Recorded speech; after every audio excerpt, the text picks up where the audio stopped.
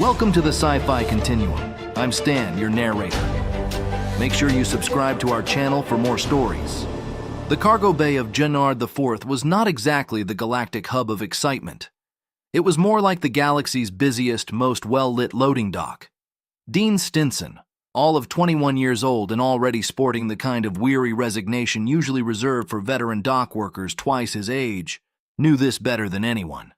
His current task involved wrestling a pallet of synthesized nutrient paste into a cargo hold designed by someone who clearly hated right angles.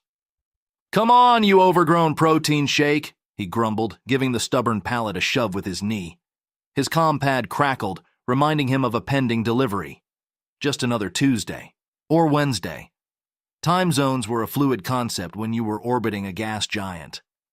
It was precisely on this unremarkable Tuesday, or Wednesday, that Dean's life took a hard right turn into a dimension he hadn't known existed.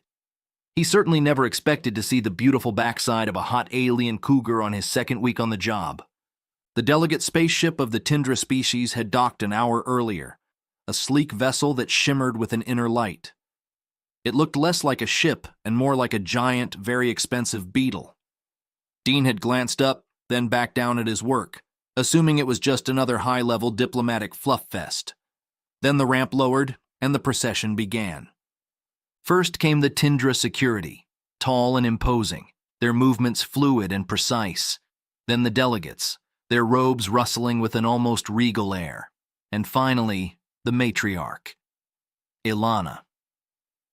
Dean, in the middle of hauling a particularly stubborn Durasteel crate, had straightened up for a moment, wiping a smear of unidentified cargo goo from his brow. That's when his gaze snagged on her. She was framed by the warm, glowing orange lights emanating from the underside of the Tundra ship, making her figure seem almost ethereal. Blue-skinned, with long, wavy blonde hair that cascaded over shoulders. Her form-fitting bodysuit, a muted sage green, sculpted her body in a way that left little to the imagination. Dean's eyes might have lingered a moment too long on the cutout back, revealing a toned expanse of skin and the tantalizing glimpse of a white thong peeking from the suit's strategically open crotch. She had a subtle intensity in her gaze, a self-assured confidence that radiated from her. Her left hand rested on her hip, fingers slightly curled, a simple gold-colored ring glinting. As she passed, her eyes, the color of twilight, met his. For a fraction of a second, a spark, a knowing glint, passed between them. Then she was gone, swallowed by the bustling entourage, moving towards the upscale delegate transport. Dean shook his head, blinked a few times, probably just tired. He went back to cursing the Durasteel crate. An alien matriarch? Looking at him? Ridiculous. Humans, for all their advancement, were still seen by some as galactic newcomers, albeit with a reputation for being robust. The next day started with the usual cacophony of hydraulic lifts and shouting droids. Dean was attempting to fix a perpetually jammed conveyor belt, a task that required more patience than engineering skill. Suddenly a shadow fell over him. He looked up to find two Tundra security guards, built like granite slabs, standing over him. Behind them, a Tundra delegate, clad in more formal, but no less elegant attire than Ilana's bodysuit. "Mr. Stinson?" the delegate asked, her voice a low, melodious hum. "That's me," Dean said, wiping grease on his overalls. "You lost? Diplomatic meeting's 2 sectors over." "Nope, Mr. Stinson. We are precisely where we need to be. Our matriarch Ilana has requested our presence here, specifically your presence." Dean's screwdriver slipped, clattering to the floor. "Mine?" "Indeed. The matriarch Ilana wishes to convey her considerable attraction to you. She desires a younger mate, a human mate. She would be honored if you would consider engaging in an erotic adventure with her." The delegate spoke with the matter-of-fact tone of someone ordering synth coffee, completely oblivious to the bombshell she'd just dropped. Dean's jaw nearly hit the floor. His mind raced. Erotic adventure? With the Ilana? The alien Cougar, as his inner voice immediately dubbed her, despite the inappropriateness of the term. She was stunning, powerful, and apparently had a taste for rough-around-the-edges human cargo handlers, Shock, flattered curiosity, and a rather inconvenient surge of heat in his groin all hit him at once. Dean managed, because what else could he say? An erotic adventure, huh? She thinks I'm attractive?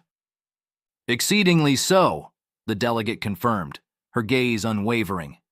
She also noted your robust physique and what she termed a charmingly unpolished demeanor. Right, Dean mumbled, trying to process this. Well, tell her. Tell her I'd be honored to meet her. It was a ridiculous situation, completely out of his league, and probably a terrible idea, but his primal instincts were screaming for him to say yes. Besides, what was the worst that could happen? A really awkward conversation? Excellent, the delegate replied, a faint, almost imperceptible smile touching her lips. If you'll follow us. Dean quickly shed his grease-stained overalls, revealing a fairly clean, if somewhat wrinkled, standard-issue undershirt and utility pants.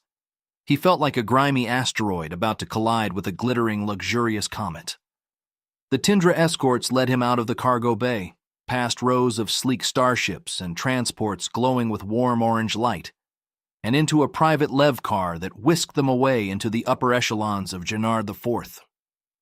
They arrived at one of the most exclusive hotels on the station, a spire of polished chrome and shimmering energy shields.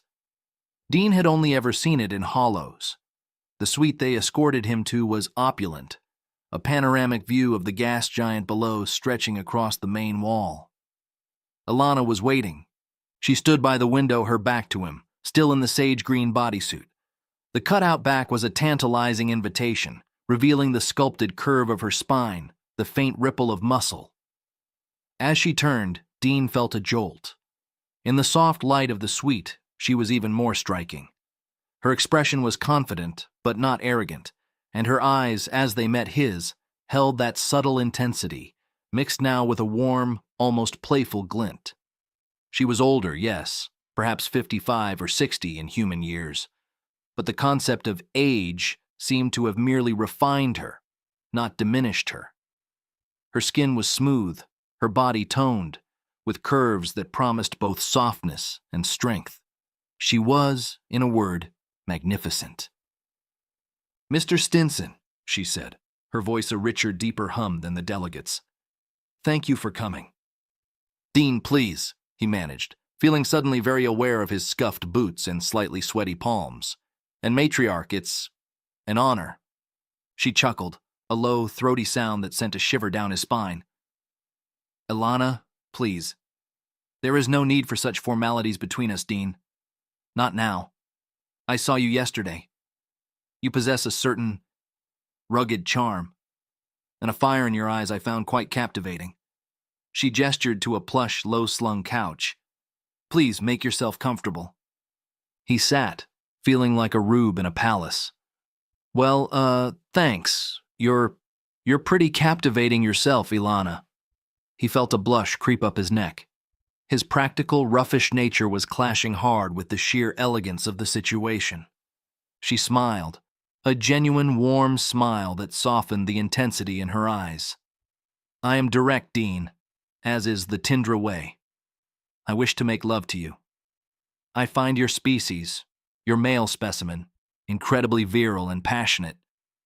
I believe we could have a most pleasurable experience together. Dean swallowed, his throat suddenly dry. Her directness was disarming, but also incredibly alluring. His gaze drifted to her body again, to the sleek lines of her suit, the peak of her thong. His earlier surge of horniness was now a full-blown inferno. This was happening. This powerful, beautiful alien matriarch wanted him. I think I'd very much like that, Ilana, he said, his voice a little hoarse. She rose, moving with a fluid grace that was almost hypnotic. She approached him, stopping directly in front of him. Her hands, long and elegant, reached out, not to touch him, but to her own suit. With a soft hiss of material, she unsealed the front, slowly, deliberately, revealing more of her glorious blue skin, the toned expanse of her torso, and the swell of her chest. The bodysuit slid down, pooling around her hips, leaving her in just the thong that had tantalized him earlier. Her physique was even more stunning revealed. Every curve and line a testament to disciplined strength and natural beauty. Dean's breath hitched. He reached out, almost unconsciously, his hand hovering, then gently, tentatively, resting on her hip. Her skin was warm, surprisingly soft, yet firm beneath his touch. He felt a deep rumble in his chest, a primal urge he hadn't known he possessed. "Come, my human," she whispered, her eyes dark with desire. She took his hand, pulling him gently to his feet, then leading him towards the lavish bed. The lovemaking that followed was everything Dean had imagined and more. Alana was a revelation. She was gentle, almost surprisingly so, her touch tender, exploring every inch of him with a knowing grace. Yet there was an underlying fire, a passionate intensity that matched his own rising desire. Her lips, soft and full, tasted faintly of something exotic and sweet. Her body, sinuous and responsive against his, moved with an ancient rhythm that spoke of eons of pleasure. He found himself lost in the experience, guided by her experienced hand and his own burgeoning passion. He felt a fierce, protective instinct towards her, a desire to please and cherish that surprised him. It was steamy, deeply satisfying, and remarkably profound for a one-off erotic adventure. He might have mumbled something about her being the most incredible thing ever at some point, a statement she seemed to appreciate with a soft, satisfied groan. He drifted off in her arms, utterly spent, a quiet, unfamiliar contentment settling over him. Morning arrived with a soft, ethereal glow filtering through the suite's energy shields. Dean woke to find himself alone in the bed. He sat up, rubbing the sleep from his eyes, a pang of disappointment hitting him. He found Ilana standing by the panoramic window again, this time clad in a simple flowing robe of deep indigo. She turned, a gentle smile on her face. "You slept well, my human?" "Better than I have in years," Dean admitted, a goofy grin spreading across his face. "Last night was... wow, Ilana. Just... wow." She approached the bed, sitting on the edge. "It was, Dean, truly. However, duties call. I have diplomatic obligations today. I must send you away for now." Her voice held a note of regret. Dean's heart sank a little. "Oh, right. Of course." He knew it was a one-night thing, an adventure, but part of him, the part that was now utterly smitten, hoped for more. "So, this was it then?" She reached out, cupping his jaw with a warm hand. "Nope, Dean. I believe our adventure has only just begun. Go, live your day. I will send for you tonight." Her gaze held a promise that made his blood hum. He left the hotel, feeling like he was walking on air. The cargo bay, the conveyor belt, the nutrient paste. It all seemed like a distant, irrelevant dream. He went through the motions of his shift, his mind replaying every touch, every kiss, every shared sigh with Ilana. He grinned like a madman, earned a few odd looks from his co-workers, and found himself counting down the minutes until evening. As promised, the Tindra delegate arrived just as Dean was finishing his shift. He didn't even bother with his overalls this time, just grabbed his jacket and followed. The Lev car took him back to the same luxurious hotel, the same suite. Ilana was waiting, this time in a different, even more stunning, form-fitting garment that glittered with subtle bioluminescence. Her hair was down, flowing around her, making her look both regal and approachable. She didn't waste time with pleasantries. "Dean," she said, her voice softer than before, "I have spent the day reflecting. What we shared last night, it was not merely an erotic adventure for me. It was something more profound. I believe, in fact, I know that I am falling in love with you." Dean's heart hammered against his ribs. Love? After one night? It was fast, ridiculously fast, but as he looked into her eyes, he felt a corresponding surge of feeling.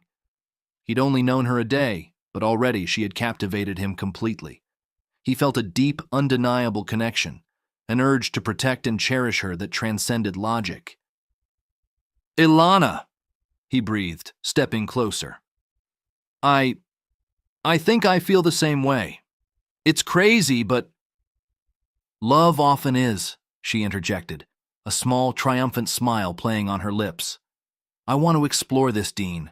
Truly explore it. I want you to come back with me to Tindra. Quit your job here. I will arrange everything. Your passage, your new life on my homeworld. You would want for nothing." Dean stared at her, dumbfounded. Quit his job? Leave Gennard IV? Move to an alien planet with an alien matriarch he'd known for barely 2 days? It was insane. It was impulsive. It was utterly, gloriously terrifying and exhilarating all at once. His practical side argued, but his heart, now completely enslaved, overruled it. You'd really do that?"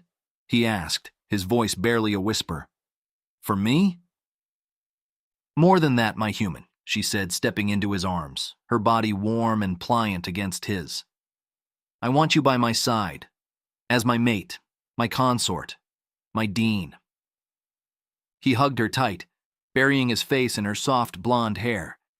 The scent of her was like nothing he'd ever known, intoxicating and uniquely hers. "Okay," he murmured, his voice thick with emotion. "Yeah, okay. I'll come. I'll quit this stupid job. I'll go anywhere with you." Ilana pulled back, her eyes sparkling. "Excellent. Then our adventure truly begins." He spent the rest of the night in her arms, making love again, this time with an added layer of intimacy and commitment that deepened every touch. The morning brought a flurry of activity. Ilana, with a few commands to her staff, dissolved his employment contract, arranged his travel, and started the process of making him a permanent resident of Tindra. He left Gennard IV not as a cargo handler, but as the chosen mate of a powerful alien matriarch. As the Tindra ship lifted off, leaving the sprawling metropolis behind, Dean looked at Ilana, who was watching him with a radiant smile. He, Dean Stinson, the roughish, practical cargo worker, had somehow stumbled into a love story that defied all logic, all expectation. And as her hand found his, intertwining their fingers, he knew with absolute certainty that his erotic adventure with the alien Cougar was going to be the greatest journey of his life.